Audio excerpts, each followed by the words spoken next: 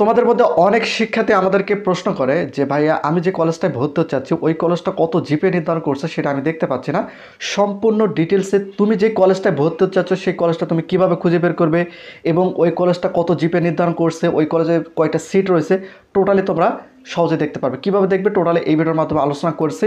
তোমার ভিডিওটি মনোযোগ সহকারে দেখলে টোটালি তোমরা জানতে পারবে। তো যে ওয়েবসাইটের মাধ্যমে কলেজে ভর্তির জন্য আবেদন করতে হবে, তোমরা সেই ওয়েবসাইটে কীভাবে আসবে এখানে যদি তোমরা একটু লক্ষ্য করে দেখো, আমি গুগলে লিখেছি এক্সআই ক্লাস অ্যাডমিশন লিখছি, লেখা মাত্র কিন্তু এই যে সাইটটা রয়েছে এক্সআই ক্লাস অ্যাডমিশন সিস্টেম, এখানে সাইটটা তোমরা ভালো মতো দেখে নাও। দেখো প্রথমে রয়েছে esvg.exiclassadmission.gov.bd।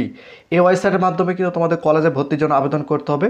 তোমরা জাস্ট গুগলে যাই লিখবা এক্সআই ক্লাস অ্যাডমিশন, তাহলে কিন্তু এই সাইটটা চলে আসবে। তোমরা একটু মনোযোগ সহকারে দেখে নাও, তাহলে তোমরা সহজে কিন্তু এই সাইটের মধ্যে চলে আসতে পারবে। জাস্ট এখানে একটা ক্লিক করে দিতে হবে। এখানে ক্লিক করে দেওয়া মাত্র আসসালামু আলাইকুম প্রিয় শিক্ষার্থীরা। তো যেহেতু কলেজ ভর্তির কার্যক্রমটা শুরু হচ্ছে, সেক্ষেত্রে বাংলাদেশের মধ্যে যতগুলো সরকারি বেসরকারি কলেজ রয়েছে প্রত্যেকটা কলেজের ভর্তির যে সর্বনিম্ন জিপিএটা তারা নির্ণয় করছে সেটা তোমরা কিভাবে দেখবে সেটা কিন্তু আমি তোমাদের এই ভিডিওর মাধ্যমে জানাবো। এখন বিষয়টা হচ্ছে যে তুমি যে কলেজগুলোতে ভর্তির জন্য আবেদন করতে চাচ্ছ সেই কলেজের লিস্ট কিন্তু তোমাদের কাছে রয়েছে। আমি যদি তোমাদের একটু দেখাই তাহলে তোমাদের বুঝতে আরও সহজ হবে। যদি তোমরা একটু লক্ষ্য করো, দেখো একজন শিক্ষার্থী সে কিন্তু যে 5টি কলেজে ভর্তির জন্য আবেদন করবে সেই 5টি কলেজের নাম কিন্তু সে লিখে দিয়েছে। এখন বিষয়টা হচ্ছে যে এই 5টি কলেজে ভর্তি হওয়ার জন্য সর্বনিম্ন এসএসসি পরীক্ষায় তার কত জিপিএ থাকবে। তো যে শিক্ষার্থী এই কলেজগুলোতে আবেদন করবে তার এসএসসি পরীক্ষায় জিপিএ হচ্ছে যে 4.50, এমন তার জিপিএ কিন্তু আসে। সেই 5টা কলেজের চয়েস দেবে, সেক্ষেত্রে এই 5টা কলেজেরই কিন্তু ভর্তি হওয়ার জন্য যে সর্বনিম্ন জিপিএটা তারা নির্ধারণ করছে সেই জিপিএটা প্রথম অবস্থায় দেখতে হবে। এবং তোমরা এখানে দেখতে পাচ্ছ, দেখো সাভার ডিগ্রি কলেজ, আগ্রা দেগুন college, Najipur degree college, Krishnapur college, Naogaon সরকারি কলেজ। তো এই 5টা কলেজের জিপিএ আমি এখন এই ভিডিওর মাধ্যমে তোমাদের দেখাবো। আর বিষয়টা হচ্ছে যে তোমরা যে কলেজগুলোতে ভর্তি হতে চাচ্ছ সেই কলেজের লিস্ট তোমরা অবশ্যই এভাবে খাতায় লিখবা এবং এই কলেজগুলো কোন থানার মধ্যে রয়েছে সেই থানাগুলো তোমরা এইভাবে লিখে নিবা, তাহলে ওই কলেজগুলো খুঁজতে তোমাদের কিন্তু খুব সহজ হবে। আমি এখন কি করব, এই 5টা কলেজেরই ভর্তি হওয়ার জন্য তারা কত জিপিএ নির্ধারণ করছে সেটা কিন্তু আমি এখন দেখব। এভাবে কিন্তু সেম প্রসেসে তোমরা যে কলেজগুলোতে ভর্তি হবা সেই কলেজগুলোর লিস্ট কিন্তু তোমরা এভাবে করবা। এরপর এই ওয়েবসাইটের মাধ্যমে তোমরা খুব সহজে প্রত্যেকটা কলেজের জিপিএ দেখতে পারবে এবং দেখে ওই কলেজে তুমি আবেদন করতে পারবে কিনা তোমাদের এসএসসি পরীক্ষার রেজাল্ট অনুযায়ী সেভাবে কিন্তু তোমরা খুব সহজে জানতে পারবে। তো আমি প্রত্যেকটা কলেজের জিপিএ এখন বের করব আর দেখব যে সে 4.50 পেয়েছে, সেক্ষেত্রে সে এই কলেজগুলোতে আবেদন করতে পারবে কিনা।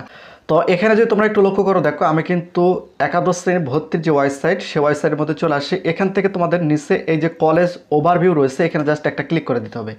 ক্লিক করে দেওয়ার পর তোমাদের সামনে কিন্তু এরকম একটি ইন্টারফেস শো করবে। এখন তোমরা চাইলে প্রত্যেকটা বোর্ডের অর্থাৎ বাংলাদেশের মধ্যে যতগুলো সরকারি বেসরকারি কলেজ রয়েছে প্রত্যেকটা কলেজের জিপিএ কিন্তু তোমরা এখান থেকে দেখে নিতে পারবে। তো ফার্স্ট অফ অল যেহেতু সে সাপার কলেজে ভর্তি হতে চাচ্ছে সেক্ষেত্রে আমি এখান থেকে বোর্ডটা সিলেক্ট করব। যেহেতু সে রাজশাহী বোর্ডের মধ্যে ভর্তি হবে সেক্ষেত্রে রাজশাহী বোর্ডটা সিলেক্ট করে দিলাম। এরপর জেলা, যেহেতু সে নওগাঁ জেলার মধ্যে কলেজগুলোতে ভর্তি হবে সেক্ষেত্রে নওগাঁ জেলাটা আমি সিলেক্ট করে দিলাম। এরপর থানা, এই থানার এখানে ক্লিক করে যেহেতু সাপার ডিগ্রি কলেজে সে ভর্তি হতে যাচ্ছে সেক্ষেত্রে আমি এখান থেকে এই যে সাপার থানাটা সিলেক্ট করে দিলাম। দেওয়ার পর এই যে কলেজের উপর যদি আমি ক্লিক করি, ক্লিক করে দেওয়ার পর একটু অপেক্ষা করতে হবে। এই যে আমি ক্লিক করে দিলাম, ক্লিক করে দেওয়ার পর এখান থেকে আমি দেখি এই যে সাপার গভর্নমেন্ট কলেজ, এই যে সাপার গভর্নমেন্ট কলেজ আমি ক্লিক করে দিলাম। দেওয়ার পর একটু অপেক্ষা করতে হবে।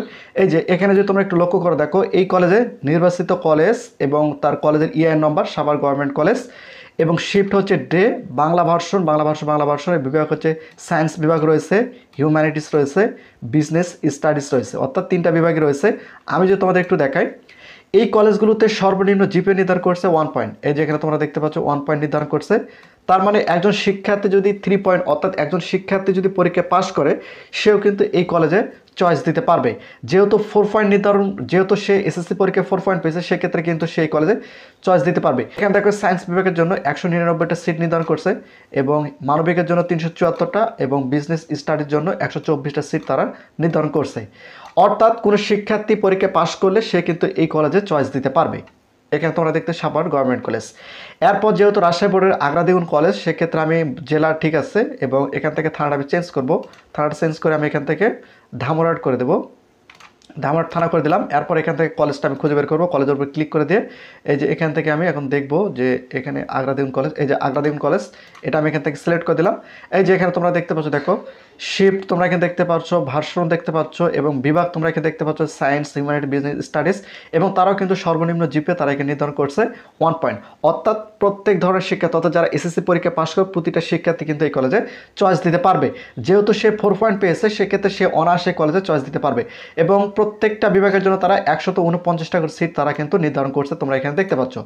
তো এরপর যেহেতু সে নজিবুর ডিগ্রি কলেজ নির্ধারণ করেছে সেক্ষেত্রে আমি যেহেতু এটা হচ্ছে রাজশাহী বোর্ডের মধ্যে, রাজশাহী বোর্ড রয়েছে এবং নওগাঁ জেলার মধ্যে রয়েছে, এখান থেকে থানাটা আমি চেঞ্জ করব। যেহেতু নজিবুর ডিগ্রি কলেজ সেটা হচ্ছে যে সেই কলেজটা হচ্ছে পত্নীতলা থানা, এই যে পত্নীতলা আমি এখান থেকে সিলেক্ট করে দিলাম। এরপর এই যে কলেজের উপর ক্লিক করে আমি এখান থেকে নজিপুর এই যে নজিপুর গভর্নমেন্ট কলেজের উপর ক্লিক করে দিলাম। দেওয়ার পর একটু অপেক্ষা করলে এই যে তোমরা এখানে দেখতে পাচ্ছ এই কলেজও কিন্তু এখান থেকে সর্বনিম্ন জিপে কিন্তু 1 পয়েন্ট নির্ধারণ করছে এবং সায়েন্স বিভাগ, মানবিক এবং বিজনেস বিভাগ থেকে তারা কিন্তু কয়টা করে সিট নির্ধারণ করছে তোমরা এখানে দেখতে পাচ্ছ। সায়েন্সের জন্য 279টা এবং মানবিকের জন্য 379টা এবং বাণিজ্য বিভাগ থেকে 149 সিট কিন্তু তারা নির্ধারণ করছে, তোমরা এখানে দেখতে পাচ্ছ।